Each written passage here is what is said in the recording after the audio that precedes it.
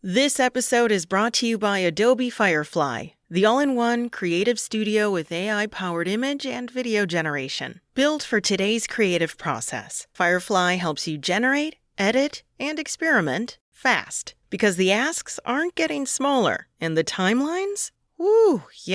Still tight. With all the best creative AI models in one place, Firefly brings your ideas to life. Learn more at adobe.com/firefly. Hi, Ryan Reynolds here for Mint Mobile. Are you looking for a beach read this summer? May I suggest your big wireless bill? It's got suspense, mystery, a slightly flat, emotional arc, and a shocking twist where you realize you've been overpaying the entire time. Fortunately, though, Mint's story is better. Every plan, $15 a month, even unlimited. That's it. Happy ending. Zero tears. Give it a try at mintmobile.com/switch. Upfront payment of $45 for 3 months, $90 for 6 months, or $180 for 12-month plan required. $15 per month equivalent. Taxes and fees extra. Initial plan term only. Greater than 50 gigabytes may slow when network is busy. See terms. Welcome, everybody, to another episode of One Bad Night, a Melanin Mystery spinoff where I tell you a story about two strangers, one fateful day or night, and by the end of it, somebody unfortunately does not make it home. I'm T, or you can call me Detective Lightskin. I'm your host, and before we get into today's foolishness, just want to give you a quick reminder to make sure that you're sharing the podcast with anybody who has ears, your mama, cousin, your coworker, your homegirl who listens to true crime while she cleans the house. I mean, everybody. And while you're at it, if you could please leave me a 5-star review on whatever platform you're listening on and a comment too, or you can do both. I'm not greedy, but I am accepting all forms of support. Okay, now let's go ahead and get into this case. Now, for the last few months, ever since Netflix dropped The Crash, everybody has been talking about it. You know, car crashes, bad decisions in that one moment that changes everything. But y'all already know how we do around these parts. We only cover the crimes of the melanated variety, so I started digging around to see what I could find. And cousins, I found us a crash. But of course, ours had to be, more gangster with it. So we are still in Ohio because, the crash went down in Strongsville, but we're heading on down south to Cincinnati. And instead of one car, baby, we got a whole pileup. And we got to take it back to the early 2000s when, in my opinion, hip hop was at its best.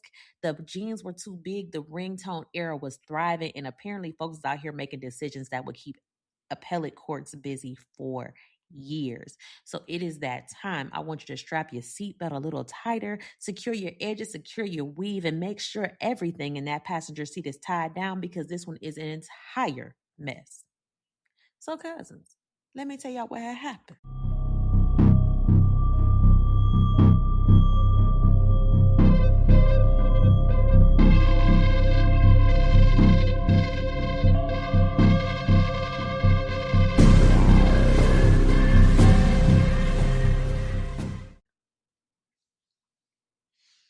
So it's May 20th, 2004. It's a little bit after 6 p.m.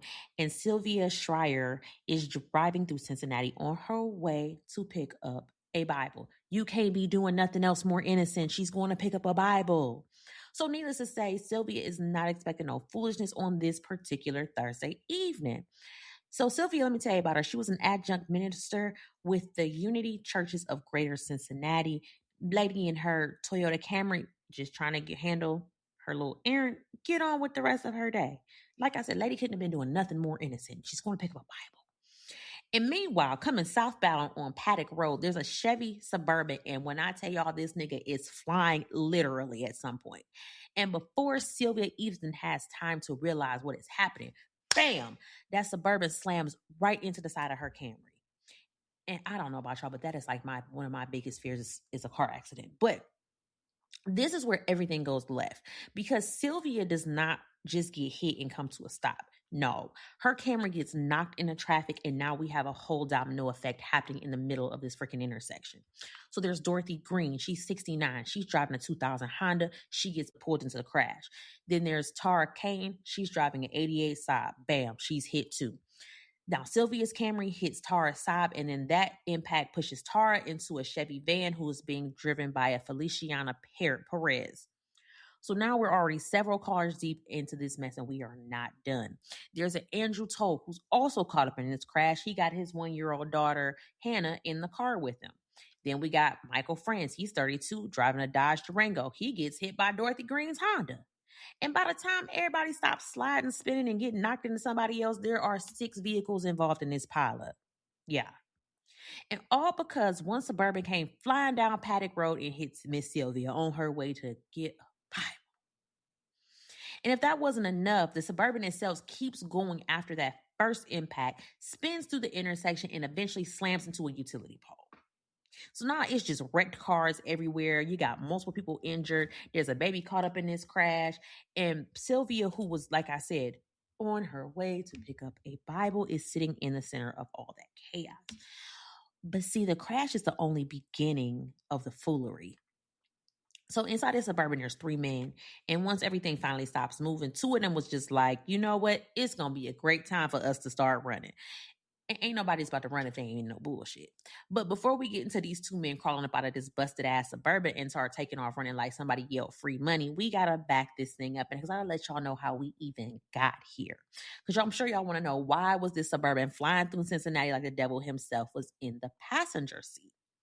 Well, what had happened was, at the time, it was this dude named Gary T. Miles. Look, he wanted, right? And when I say wanted, I don't mean the police had a little warrant sitting on somebody's desk. No, Gary had 12 misdemeanor and 4 felony warrants out for his arrest.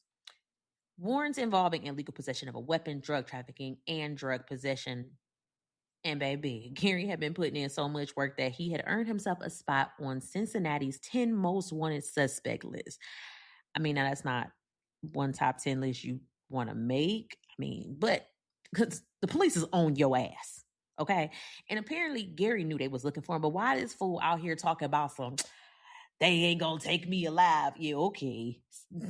Please, sir, you have 12 warrants and your face is basically on the city's criminal honor roll. Maybe you should, shut the fuck up. We know that's free around these parts, right?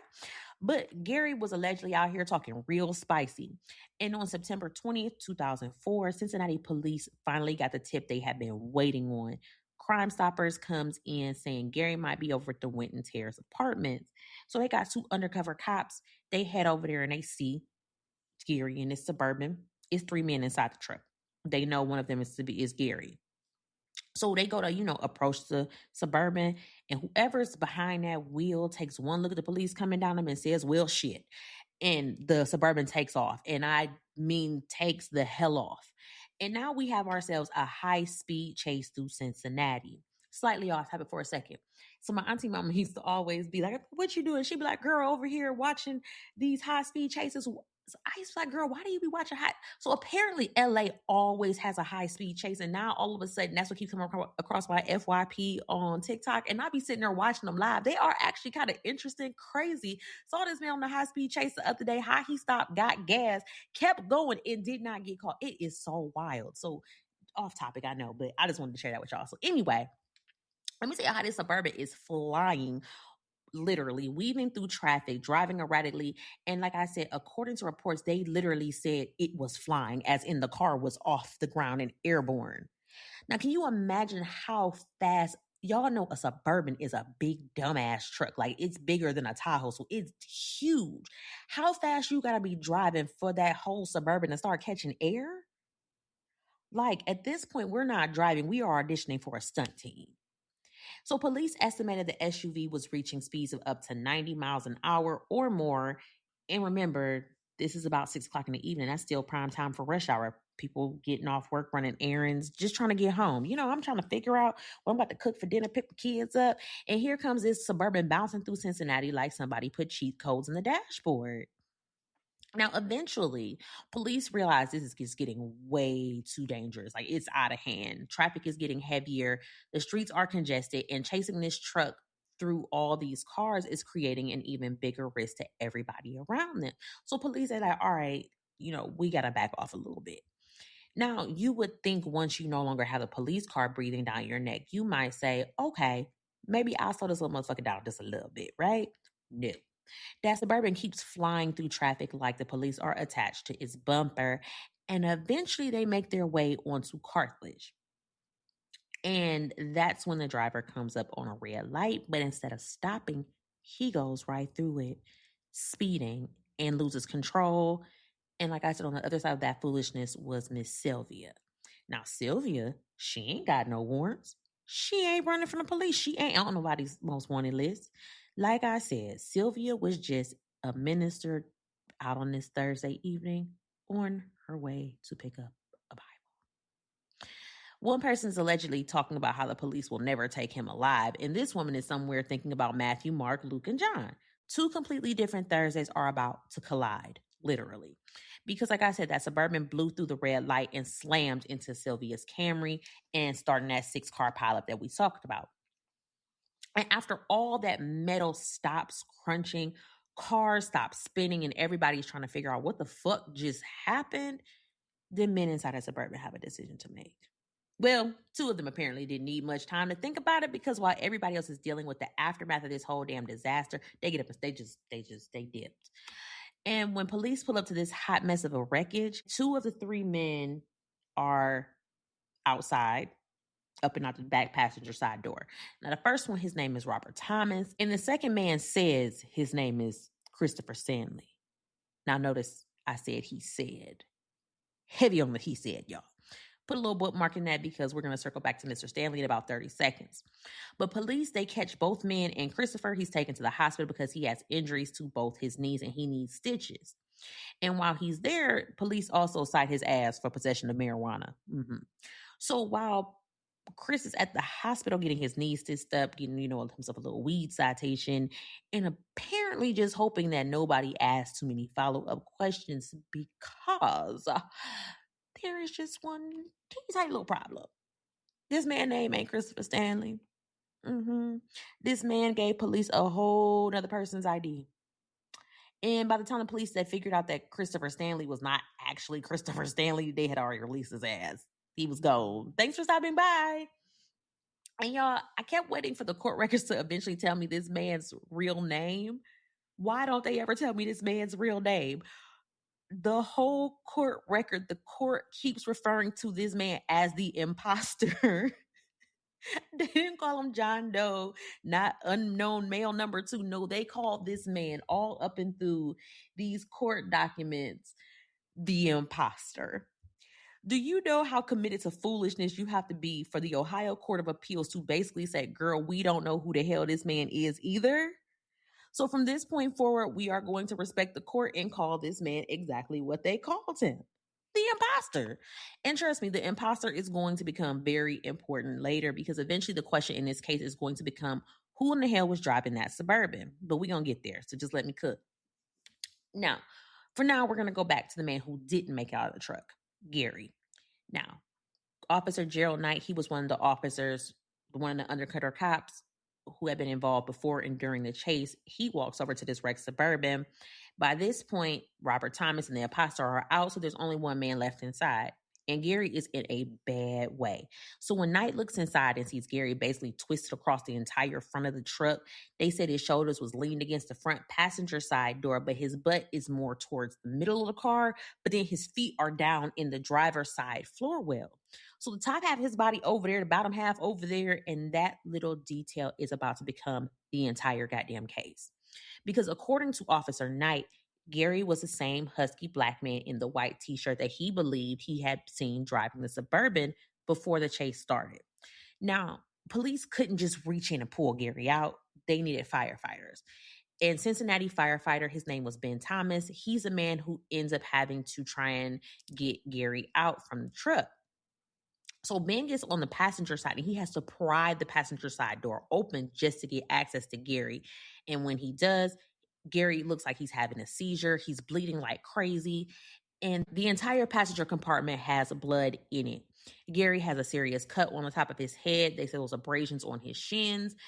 And to make matters even worse, the Suburban didn't even have airbags. None. So after the truck has gone flying through Cincinnati, smashed into Sylvia's Camry, spun through the intersection and slammed into a utility pole, Gary has absolutely nothing pop out in front of him to cushion him from any of that. So according to Ben, Gary was sitting in the driver's seat, but the upper half of his body was slumped over into the passenger seat. And when Ben tries to pull him out through that passenger side door, Gary ain't moving. Why? Because like I said, his legs are stuck underneath the dashboard on the driver's side. And Ben actually has to put the passenger seat backwards just to create enough room to turn Gary's body and work him through the passenger door. And he couldn't just go around and pull Gary out through the driver's side because Sylvia's Camry was blocking that side of the Suburban. So eventually they get Gary out and they rush him to the hospital. But y'all, I need y'all to remember exactly how they found this man, because this is very important to the case. Head and shoulders on the passenger side, butt toward the middle, legs and feet stuck underneath the dashboard on the driver's side. Because eventually Gary gonna say, I wasn't driving. And somebody else is gonna say, yes, the hell you were. And remember that cut on top of Gary's head? Keep that in your purse too. Because later, one of those accident reconstruction experts is going to look at Gary's injuries, the busted windshield, and say those injuries prove Gary was sitting somewhere completely different. And that, cousins, is why this case really starts acting an ass. So Gary, like I said, he survives the crash. Once he's medically able to be dealt with, prosecutors start stacking up the charges. Now, he's originally charged with failure to comply with an order of a police officer, vehicular assault, and felonious assault. And we're not even talking about them other 12 misdemeanors and 4 felonies. We're just talking about the crash. And at that point, as bad as this crash was, everybody involved had survived. Everybody except one person was expected to recover, Miss Sylvia. Now, Sylvia was the only person involved in that 6-car pileup that was listed in serious condition. And unfortunately, she never recovered from the injuries she suffered that day. And almost 4 months after the crash on September 12th, 2004, Sylvia passed away as a result of those injuries. She was 64 years old. And before we move any further into Gary, the charges and trial, and all the mess that is about to come with figuring out who was actually behind the wheel, I want to stop and talk for a second about who Sylvia was, because she was more than just the woman in the Camry. Her name was Reverend Sylvia Ann Shire. She was mother to 2 daughters, Hillary and Leslie. She was a granny to 2 grandchildren. And like I said, she was an adjunct minister with Unity Churches of Greater Cincinnati. And remember how this entire story started. Sis was on her way to pick up a Bible. Instead, she crossed past the Suburban flying through an intersection because somebody inside that truck had allegedly been bragging to police that was never going to take him alive. And that's what pisses me the fuck off. Because Gary had warrants and problems with the police and allegedly decided he wasn't going back quietly. Those were Gary's problems. Sylvia ain't had nothing to do with none of that shit. She ain't know Gary. She ain't know nothing about Robert Thomas. And she damn sure didn't know the imposter, because apparently nobody knows who that man is. She's just driving down the street. And because somebody decided that getting away from the police was more important than every innocent person sharing the road with him that evening, Sylvia never makes it home. A 64-year-old mother, grandmother, minister, gone, all because an asshole allegedly decided the police weren't going to take him alive. Well, they took his ass alive. And unfortunately, Sylvia is the one who died. And once she passes away, oh, baby, Gary's legal situation changes dramatically. Them original charges, they threw them bitches out the window, yanked them, done. They were about to get a whole lot more serious. Now, when Sylvia dies, look, Gary originally had $100,000 cash bond, so wasn't no 10% on that. You wasn't walking out on $10,000. Baby, they wanted the whole $100,000. They revoked that bond. And all those original charges got upgraded to aggravated vehicular homicide and felony murder. Yeah, so while he was looking at a few years, like 10 to 15, baby, now he's looking at life. And since that bond was revoked, his ass is sitting right there in jail until trial.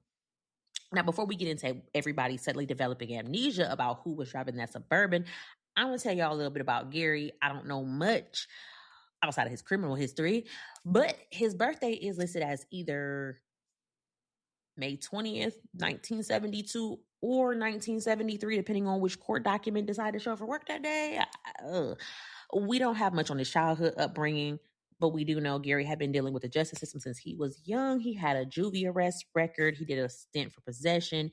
And clearly, whatever lesson the court system was trying to teach him, baby Gary was absent that day.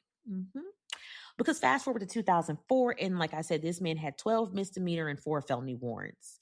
And he's sitting comfortably on Cincinnati's 10 most wanted list, and the police are looking for him because those warrants involved drugs and weapons. And Gary also had a couple names floating around too. Somebody knew him as Meddy, then it was G-Nut. So depending on which block you were on, apparently Gary had options. But no matter what name he was answering to, the police knew who exactly they was looking for. And y'all already heard me say this man allegedly had been bragging that police were never going to take him alive.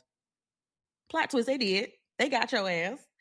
And now you're sitting in jail with a revoked bond and a murder charge. Congratulations. Clap it up for Gary.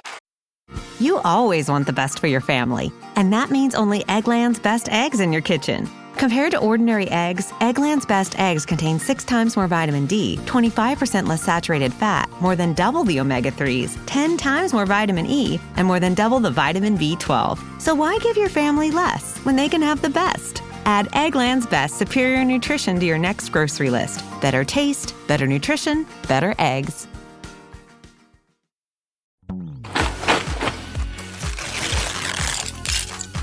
I love it!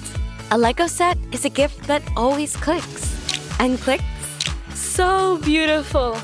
And clicks. For kids who love to create, choose a Lego set. A gift that always clicks. All right. Now, here comes the part where everybody starts looking at everybody else. Because like I said from the jump, Gary was swearing down he wasn't driving that damn Suburban. Okay, Gary, so who was? So police interviewed Robert Thomas. This is one of the men who had been sitting in the back seat. Robert was like, look, I was in the back seat.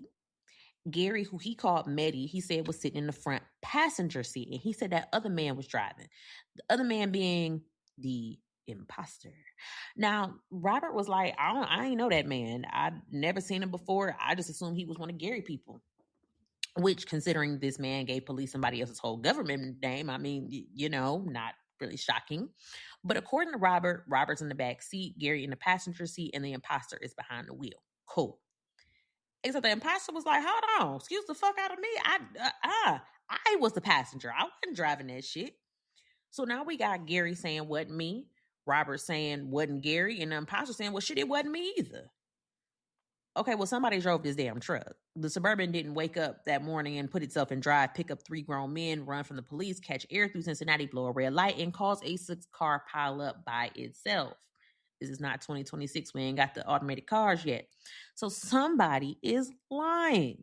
And I know everybody deserves benefit of the doubt. But if I'm choosing who to side-eye first, I mean, it could be the man whose identity is listed as who the fuck knows. Because, sir, before we even get to who's driving, we still don't even know who you are. Like, that's so baffling to me. But anyway, the state had decided that it was Gary who was driving that vehicle. And they said they was going to prove that shit. And when it came time for trial, Gary, he decided to roll the dice. He waived his right to a jury and he chose a bench trial. Just like Mackenzie Sharilla, give me the 12. Don't put my hands in the fate of one man. But that's, again, just me. So in a bench trial, if you don't know what that is, in a jury trial, you have a group of jurors sitting there listening to the evidence, deciding who they believe, who they don't, ultimately whether the state proved its case beyond a reasonable doubt. In a bench trial, it ain't no jury. It's you, your attorney, the prosecutor, and one judge. That judge hears all the evidence, rules on legal issues, and at the end of everything, that same judge decides whether your ass is guilty or not. So instead of convincing 12 people, Gary is putting his entire fate into the hands of one person in a black robe. Baby, that is a hell of a roll of the dice. But before they could even get this trial going, Gary had an issue. And y'all already know what this issue is. That man said he wasn't driving the damn truck. Gary had been saying it since the beginning. Robert Thomas said Gary wasn't driving, and according to Gary, there was physical evidence sitting inside that Suburban that could prove it. Blood. Because remember that passenger compartment, what it looked like after the crash, they said Gary was bleeding like hell. And there was blood all over that front area. So Gary's position was basically, if y'all say I was sitting in the driver's seat and I say I was sitting in the passenger seat, test the blood. Now, y'all know the state had already gotten what they needed. About 2 weeks after the crash, the Cincinnati police processed the Suburban, but they focused on the driver's compartment. They collected 5 blood samples. 3 of those samples came back positive for human blood. 1 was from the dashboard on the left side of the steering column. Another was from the dashboard on the right side of the steering column. And then there was blood found on the top corner of the driver's seat near the center of the truck. Now, out of all those 3 human blood samples, the state only DNA tested 1. Can you guess which one it was? The blood on the driver's seat. And baby, it was Gary's. So the prosecution is looking at that result like, thank you so much. We have gotten what we've come for. And because as far as their forensic scientist was concerned, if you were trying to figure out who was driving, the blood sitting on the driver's seat is probably the best damn good place to start. So Gary was like, okay, but what about all that blood on the passenger side? Because remember, nobody is disputing that Gary was bleeding. The argument is where he was sitting when all this shit started. So here's where things get a little raggedy. Because all the way back in June of 2004, Gary's defense had filed a request asking that the blood evidence inside the Suburban be preserved. And according to Gary's attorney, the prosecutor basically told him at a court conference, yeah, we'll preserve it. All right, bet. Except apparently preserve it didn't mean what Gary's attorney thought preserve it meant, because they just hauled the Suburban to a police impound lot and the fucker just sat there. Outside, uncovered, unsealed for over a year. Now, I'm not no forensic scientist. I'm just Detective Lightskin. But if I specifically asked you to preserve some blood evidence, I'm probably assuming you are going to do a little bit more than park the whole truck outside and let Cincinnati Weather have joint custody of it. Because if Cincinnati Weather is anything like Cleveland Weather, baby, you might get all 4 seasons in one day. And somehow Gary's defense does not learn that Suburban was never sealed until a week before the freaking trial. A representative from the Innocent Project goes out there trying to collect some usable samples from the passenger seat. And on that first attempt, he ain't get nothing that they could use.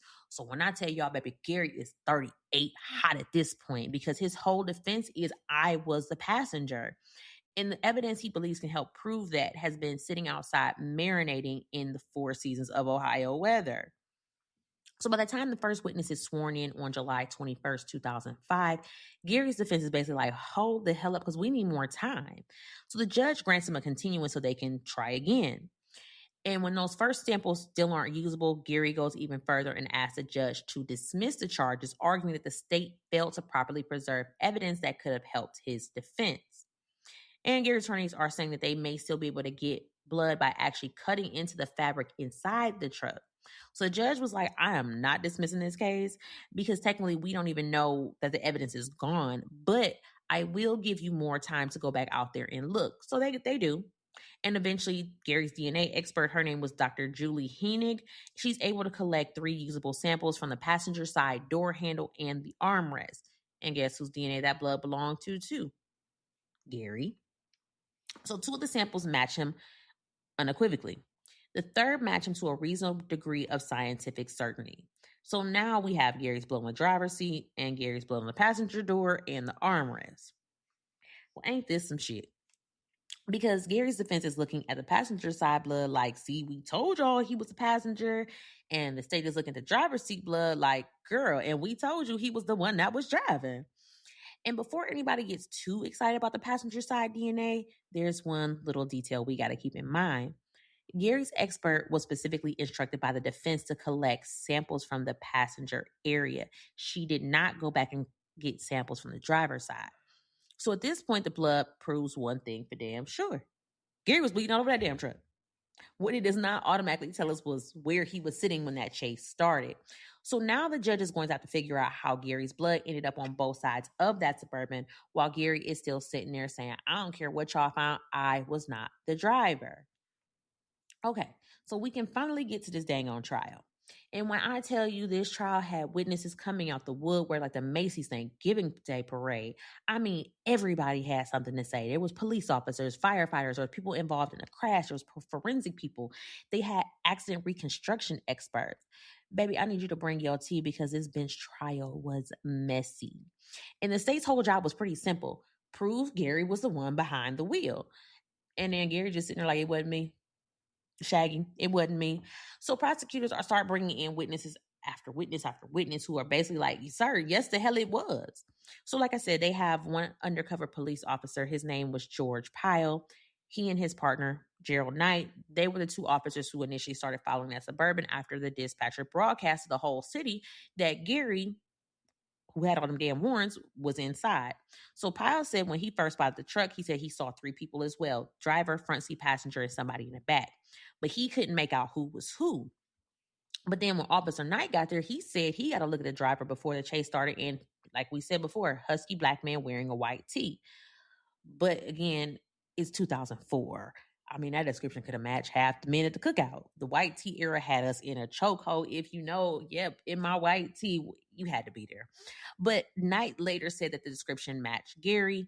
Here comes the crash. Powell sees two men running out of the passenger side door. And when he looks inside the Suburban, Gary's still there. But I got to pause for a second because did I tell y'all the imposter also had on a white tee? This is a mess, right? And so, but when he looks inside the Suburban, Gary's still there. His feet are in the driver's side floor well. His butt is sitting towards the right side of the driver's seat, but his head and torso are slumped over toward the passenger side. Now, y'all, we're going to hear the same variation of this seating arrangement 87 more times because damn near everybody who walked up to that truck had an opinion about where Gary's ass, feet, head, shoulders, and elbows were located. Next up is Cincinnati police officer Erica Sierra. Sierra actually witnessed the collision and sees two black men get out of the Suburban and run. When she approaches the truck and finds Gary inside, he's bloody, coherent, and again, sitting in the driver's seat with his feet in the driver's side doorwell, where his torso is slumped over into the passenger seat. Point for the state. Then we have an officer, Christy Johnson. She sees Robert Thomas run. She sees the imposter running. And when she looks inside the Suburban, she has the very same conclusion about where Gary's body was. But then she also said that the steering wheel had actually come off and was sitting on the floor during the crash. My God, I ain't never seen a steering wheel come up off out of car unattached. So she said, again, Gary sitting in the driver's seat, head in the passenger seat. So by now the state is building the picture like, okay, Gary may have been twisted all across that front compartment after two major impacts, but his lower half keeps showing up in the driver's seat. Here comes Tara Kane. Remember, Tara was one of the innocent drivers caught up in the pileup. So Tara was like, yeah, I know Gary. He from around the way, but she knew him as G-Nut. That's a horrible nickname, but whatever. Whatever. But apparently Gary got a nickname for every zip code. So Tara testified that after crash, she looked through the driver's side window of the Suburban and she saw Gary in the driver's seat. She was like, oh yeah. I was like, oh yeah, that's G-Nut. So state sitting there like, perfect. Got another one, another eyewitness. But the defense was like, let me come and cross-examine this witness. Not so fast, ma'am. Because when I tell y'all they tore this lady's credibility all the way up, they fucked it up. Just ripped it up, threw it in the trash. So first of all, they said Tara had prior felony convictions along with convictions involving dishonesty, so strike one. But worse than that, they had a recorded statement that Tara gave after the crash. And in that statement, Tara said she did not see who was driving the Suburban at the time of the crash. And she also never mentioned that she recognized Gary. She didn't call him G-Nut, G-Money, G-Nothing. So now the defense is looking at her like, so ma'am, when did this memory arrive exactly? And just like that, Tara gets impeached. So that does not automatically make everything she said a lie, but it does mean the defense gave the judge some very good reasons to question how much weight her testimony deserved. So then firefighter Ben Thomas, the one who had to actually physically pull Gary's ass out of his truck, what does he remember? Same situation. And he was stuck. So stuck that Ben had trouble getting him out. Another witness, same damn feet, driver's side.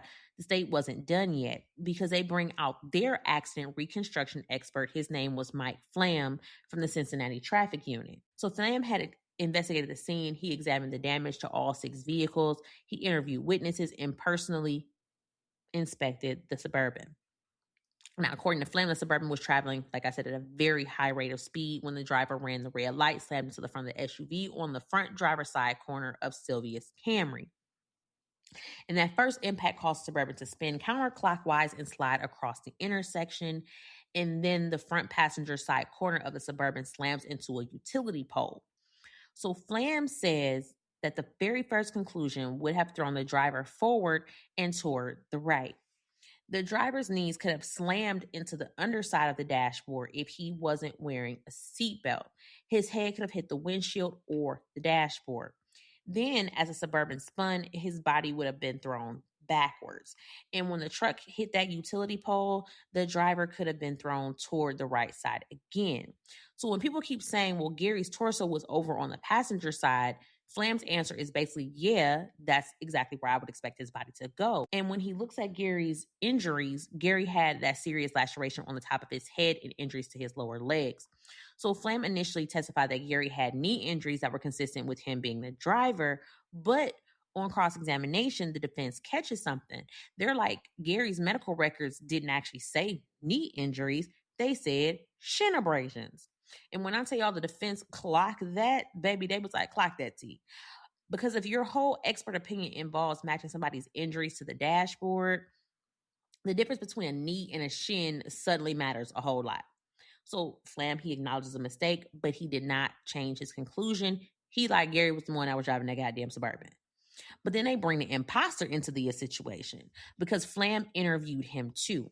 Now, like we said, the imposter had injuries to both knees, but he didn't have no head injury. And Flam said that those injuries were consistent with the imposter being in the front seat passenger, particularly if he had been wearing a seatbelt like he claimed.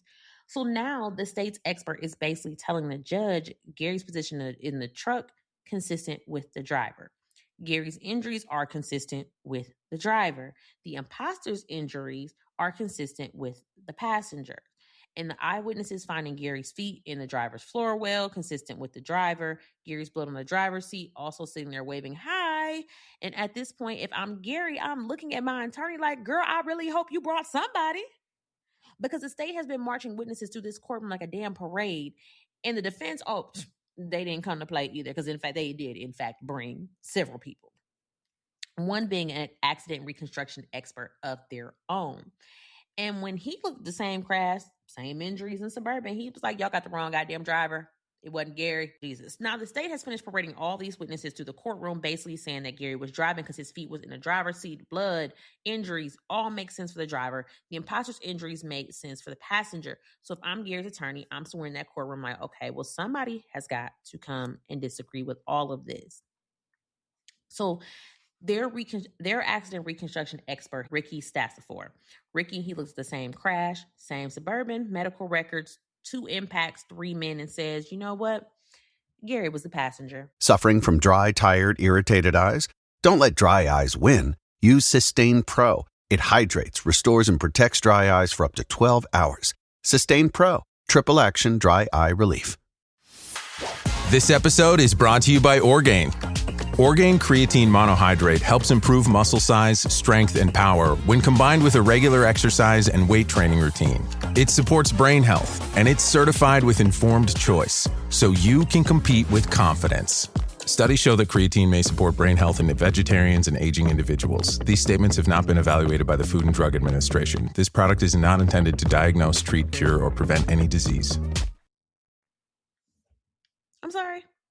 Because this is why expert testimony sometimes gets on my nerves.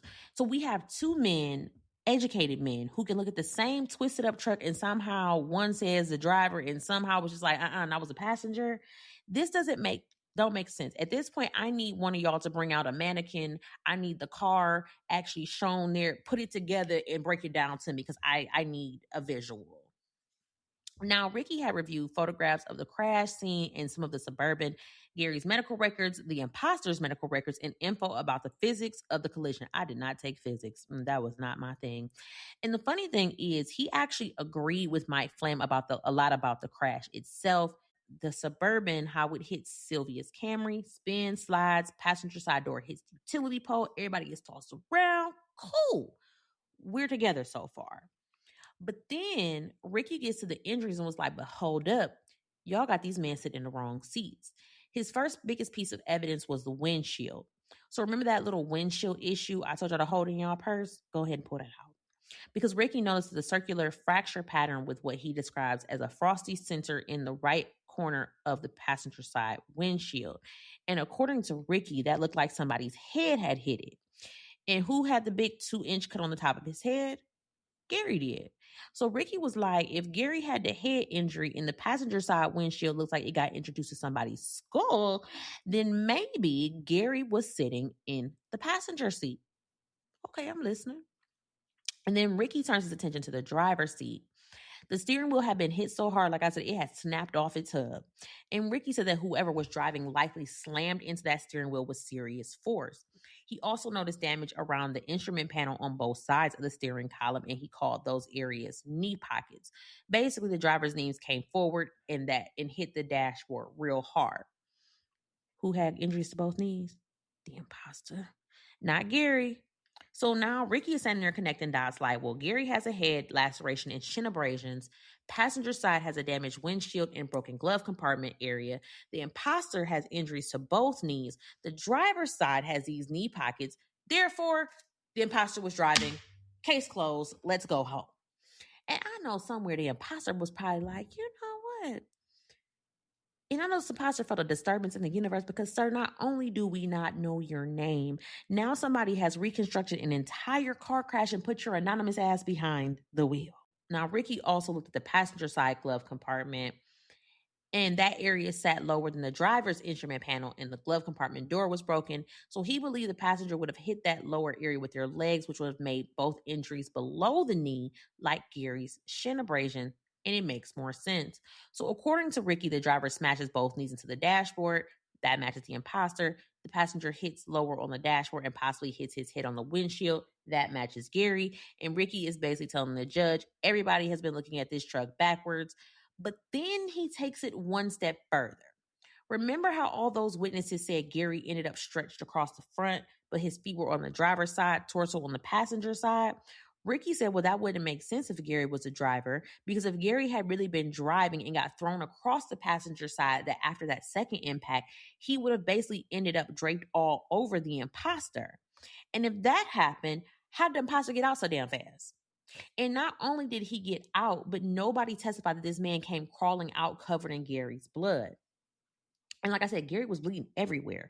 So Ricky is asking, like, so how did the imposter supposedly sit underneath a bleeding Gary, then pop out the back door looking relatively clean, and then take off running? And that, I ain't gonna hold you, is a very good question. So Ricky also disagreed with the idea that Gary's legs could have stayed trapped around the driver's floor well because the steering wheel itself had detached during the crash. So for a minute, Gary's defense is cooking, right? They got an expert, injuries that line up with their theory, a windshield, and they have the knee pockets. They have the imposter's knee injuries. And they have the question of how the imposter escaped without looking like he had just been underneath a bleeding Gary Miles. And I'm not gonna lie, I was kind of sitting there like, well, damn. Maybe we do need to revisit this. But then when cross-examination starts, and this is where Ricky's little reconstruction starts losing its flu bug nuts, because prosecutors was like, so we got a question. So did you actually personally inspect Suburban? Nah. Ricky never saw the truck in person. He only worked from photographs. Okay, so did you confirm that the circular windshield fracture actually had blood on it? Well, no, because I couldn't tell from the photographs. Oh, okay. Did you know Gary's blood was found in the driver's seat when you formed your opinion? No, I didn't know that. Did you take into account that all the eyewitness testimony saying Gary's lower body and feet were on the driver's side? Also, no. Those are not little details. This is basically, did you know about the blood on the seat? No. Did you know that 5 people kept saying his feet were up there? No. Did you actually look at the no? And at this point, the prosecution are like, so, sir, what do you know? And even after Ricky is told about Gary's blood in the front driver's seat and reminded all the witnesses placing Gary's lower body on the driver's side, he don't budge. He was like, Gary was a passenger because, that's what he was paid to say. And now we officially have 2 accident reconstruction experts standing on opposite sides of the same wreck. So we have a state expert saying that Gary drove, defense expert saying that the imposter drove. And somewhere in America, the imposter is probably still minding his anonymous business, like, why the hell am I still in this story? Now, after the state has spent all this time basically building a damn condominium around the theory that Gary was driving, the defense was like, okay, so it's our turn. And Gary's whole defense was really, my ass wasn't behind the wheel. And they start bringing in their own people to make that make sense. So, like we said, we have Julie Hing, the DNA expert who went back to the Suburban and collected those blood samples from the passenger side. And remember, she found blood on the passenger side door handle and armrest. And 2 of those samples matched Gary's DNA, and the third matched him to a reasonable degree of scientific certainty. So the defense is still looking at the judge like, hello? His blood is all over there on the passenger side, which sounds good, but we also have to remember that Gary's blood is also on the driver's side, minding its business. So honestly, Gary's DNA was not picking a side in this argument. The blood was like, I'm everywhere, just shit, leave me out of it. The defense calls Robert Thomas, and Robert does not switch up. He sticks to the same story he gave the police after the crash. He was like, I was in the back seat, Mehdi was sitting in the front passenger seat, and the mystery man was driving. Now, Robert says he didn't know the imposter. Like he said, he ain't ever met that man before a day in his life. He ain't know from a can of paint. But he just assumed he was one of Gary's friends. And then at one point, he was like, you know what? They might have called that man poo-poo. Now, I don't know how we've gone from Christopher Stanley to the imposter to possibly a poo-poo, but, still no birth certificate name. This man has had more aliases in this case than the actual biographical information. Okay, yeah. But Robert is firm about one thing. According to him, Gary was not driving. Then next up, we have a Nefertiti Nicole Warren, who was Gary's former girlfriend. And she had some testimony that the defense definitely wanted the judge to hear about. She was like, look, I had saw Gary in that Suburban before the chase even started. And when Gary had got out the truck, and when he got out through the front passenger door. And when he got back in, he got in on the same side, passenger. Because everybody at the crashing is trying to figure out where Gary is sitting after the Suburban had crashed into the Camry, spun into an intersection, and hit a utility pole. Now, Nefertiti is saying, I saw where he was sitting before all that shit happened. It was in the passenger seat. And if I'm the defense, I'm putting a big ass star next to her testimony, because all that helps Gary's story in a way. All this where were his feet after the crash testimony does not. Then the defense calls a witness whose name we have technically been hearing throughout this whole case, Christopher Stanley. And before anybody gets confused, no, that's not the imposter. That's the real Christopher Stanley, like the actual man the government issued Christopher Stanley, verified. He had a little blue check by his name. His mama presumably knows him as Christopher Stanley, if you don't get what I'm trying to say. So he gets in the court and he's like, hi, I'm Christopher Stanley, and that other Negro, that's not me. He was like, look, my ID had been stolen before the crash. So now we know for damn sure the imposter didn't just make up a random name on the spot. He actually gave the police an identity of an actual person. So meanwhile, the actual Christopher Stanley is probably sitting there like, now how the hell did I get subpoenaed into somebody else's 6-car pileup? I wasn't even there. But the defense wasn't finished because remember that accident reconstruction expert, Ricky? He had already come in and told the judge that based on the injuries, the windshield damage, the knee pockets, and the way everybody should have been moved during the crash, the imposter was the driver. Gary was a passenger. So by the time the defense rests, their argument looks like this. Robert Thomas says Gary was the passenger. Nefertiti Warren says she saw Gary using the passenger door before the crash. Gary's blood is on the passenger side door and armrest. Gary has the head laceration and shin abrasions that their expert says fit the passenger position. The imposter has injuries to both knees that their expert says fit the driver position. And the imposter has already lied about his damn identity. So, sir, he's probably lying about this too. And the defense is like, okay, Your Honor, how many more hints do you need? But the state was like, hold up. We're not done. They bring Mike Flam back as a rebuttal witness round 2. And Mike comes back with one main mission: take Ricky's windshield theory and throw it directly in the trash. So remember, Ricky said that circular fracture pattern in the upper passenger side windshield looked like somebody's head had hit it. And because Gary had that nasty cut on the top of his head, Ricky connected the two. Passenger windshield, Gary head injury, therefore Gary was passenger. That was real cute. My Flam was absolutely the fuck not. Flam had personally inspected that windshield, and according to him, he did not see the type of evidence that he would expect if Gary's head had caused that fracture. He believed the windshield damage had been more consistent with the twisting and deformation of the Suburban during the crash. Basically, the truck got hit so damn hard, the windshield itself said, I quit. And Flam also pointed out something about Gary's injury. That laceration was on the top of Gary's head, not his forehead. So not the front of his face, but the top of his head. So Flam said that injury could have happened when Gary's head hit the B pillar, or even from a object flying around inside the vehicle during all that spinning and crashing, meaning the head injury did not automatically prove Gary was sitting in the passenger seat. And just like that, we're back where we started. 2 experts, same crash, injury, same truck, 2 completely different conclusions. We got Ricky saying the imposter drove, Mike is saying the Gary drove, Robert is saying Gary wasn't driving, Neferty saying I saw Gary on the passenger side. Half the first responders like, well, his feet was in the driver's side. DNA like, baby, I'm on both sides, don't involve me. And the imposter shit, we don't even know that man's name.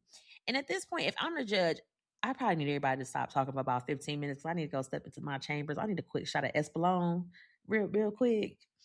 Because now it's time to answer the question this entire trial has been circling around. Who was actually behind the wheel of that Suburban? And unlike a jury trial, Gary doesn't have 12 people back here arguing over. He only got the judge. And that one judge, he's heard about every expert. He looked at every picture, heard about every knee, shin, bloodstain, seat, windshield, and fake-ass Christopher Stanley, and now has to decide whether the state proved beyond a reasonable doubt that Gary Miles was the driver. So after all of that, the blood, knees, windshield, the fake Christopher Stanley, the real Christopher Stanley, Poo-Poo, G-Nut, Medi, and 2 accident reconstruction experts basically looking at the same damn truck and saying 2 completely different things, the judge has to decide who was driving. And Gary's entire fate is sitting with Judge Beth A. Myers. And apparently Judge Myers had just heard enough. She finds Gary guilty of felony murder, guilty of aggravated vehicular homicide, and guilty of 2 counts of failure to comply with an order or signal of a police officer. All 4 counts. The judge did not buy the passenger seat defense. She did not buy that the imposter was a mystery man behind the wheel. She looked at everything that had been presented and decided the state had proved beyond a reasonable doubt that Gary Miles was driving that Suburban. And for real, I can see why. The defense gave us some things to think about. Absolutely. You know, Miss Neferty saying that she saw Gary getting in and out of the passenger side before the chaos. That matters. And Robert, you know, he said Gary was a passenger, but you know, folks gonna lie for their homeboy. They don't care about perjuring themselves. You know, we got the imposter with his injuries, and you know, that was just interesting. You know, you got the passenger side blood. That's worth considering. And then, you know, Ricky came into that courtroom with his knee pockets and windshield theory, and he gave it everything he had. Like, I ain't mad at the man. He was 10 toes down behind his theory. But when I go back to the other side, it was just too many eyewitnesses walking up on that Suburban and seeing his feet in the driver's side floor well. Like, his legs are stuck underneath the driver's side dashboard. Like, a firefighter had to get him out. I mean, what more do you want? Like I said, his blood was sitting there like, hey, girl. And at some point, how many coincidences are we supposed to stack on top of each other before the pile falls over? I mean, could that crash have thrown Gary halfway across that front compartment? Of course, we know it did. But the defense needed the judge to believe that Gary started in the passenger seat, got tossed across the truck, somehow ended with his legs trapped underneath the driver's dashboard, left blood on the driver's seat, while the imposter, who they say was actually driving, managed to get himself from the driver's side into the back, out the rear passenger door, and then take off running. And to do all that before police got into the truck, baby, that's a whole lot of choreography. So Gary lost that roll of the dice. And in September 2005, Judge Myers sentences him to 15 years to life in Ohio. And of course, you know, Gary, he appeals. I was not driving a goddamn truck. He wasn't about to shut up about that just because the judge said otherwise. So Gary, he took 5 assignments of error to the Court of Appeals, and the Court of Appeals was just looked at all 5 and was like, we don't give a damn about none of that shit. They affirmed his convictions, and, you know, Gary kept filing over the years, just kept challenging different parts of his conviction. But as of today, Gary Miles remains incarcerated at the Northeast Ohio Correctional Center. And if you were thinking, well, damn, he's been locked up since 2004, surely parole has entered the conversation by now. Oh, it has. A couple times. And Ohio just like, yeah, come back later. Gary's next parole hearing is scheduled for April 1st of 2032. 2032. Y'all, Ohio don't play about parole. I don't know what they don't play. I told y'all, my cousin, he just went up for parole. That man been in there since 1994. 19 years of life. He is still sitting. They just denied that man parole again. I was like, damn. So, I guess like I was just like, baby, they'll look at your file, look at the calendar and tell you, we'll circle back next decade. So unless something changes between now and then, Gary has several more years before the parole board even sits down to reconsider whether or not he should be released. And through all of this, Gary has maintained that he was not the driver of that Suburban. The judge didn't believe him, and the Court of Appeals didn't give him no relief. So he just sitting. Now, of course, y'all know I want to know what y'all think because we've heard both sides. I've thrown my little 2 cents in there. The imposter had his fucking fucked up identity all up in there, talking about bitch, wasn't me. We don't even know who that man is. So let me know. I'm very, very curious to know. Do y'all think it was Gary behind the wheel? Or do you think the imposter got away with pretty much murder and stealing that man's name? But either way, one thing we know for sure is that Reverend Sylvia Ann Shire should have made it home that evening. She should have been able to pick up her Bible and gone back home to her babies and her grandkids. But instead, one reckless decision on one ordinary Thursday evening changed everything. And that, cousins, is why it only takes one bad night. I hope y'all enjoyed this episode because y'all, this one wore me out. I ain't even gonna hold y'all. So if you did, make sure you share the podcast with anybody with ears. Leave me a 5-star review wherever you're listening. And I gotta say, I appreciate y'all on Apple because y'all are creeping up with the reviews, and I do appreciate it. Keep it going. Thank you. And like I said, you can always drop a comment, do both. It helps so many more people find me, and it keeps the cousins coming into the family. And until next time, I need y'all to keep y'all seatbelt fastened, mind y'all business at red lights, keep your head on a swivel. And if somebody introduces themselves as Christopher Stanley, maybe check that ID.